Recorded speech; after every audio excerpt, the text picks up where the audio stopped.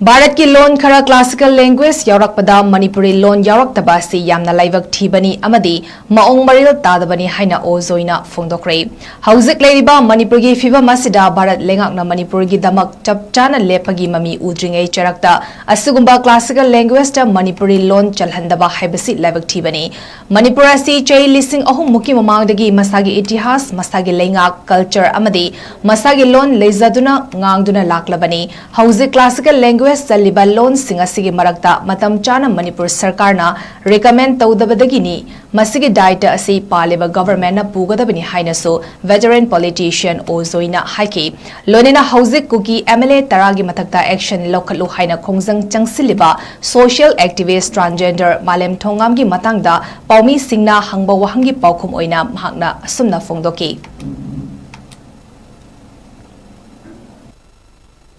अखोई मणिपुर लैंग्वेज ना अंदर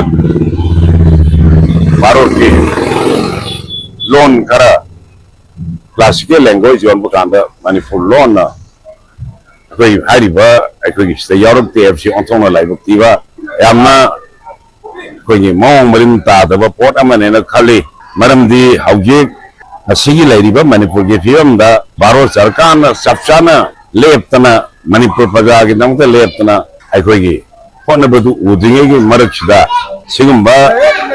क्लासिकल लैंग्वेज की मतंगदा अखोई क्लासिकल लैंग्वेज दा तलंदबगी वाथो अम थंबायसी ओथोना मसी मणिपुर सरकार न तवेना पावे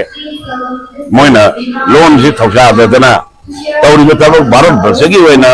लोन मयाम क्लासिकल लैंग्वेज दा सन्नी हायरगा करिगिदमता सरकार न मोइन तवदो मतौ दुमदा खंगदबना तविनोशे मसिगी दायित्व से मोइने अन हजु बीजेपी सरकार जी दायित्व रे करमना हारिबा लोन से रिकमेंड तौबा ngमौदबनो तो गवर्नमेंट सबचाना मसे अखोगी थिजलगा फाइंडिंग अमा पुतोकना मोइसिंग मत चाबा दंदी पिगदम इंक्वायरी मेंटेन कंडक्ट तौरगा करी मरंगे नमक लोन दो मोइन रिकमेंड तौगदबनो करी नमक मदु मणिपुर गवर्नमेंट मदु लोन दो खन्ना रिकमेंड तौगदबा गवर्नमेंट अमा लेबगी करी कानबनो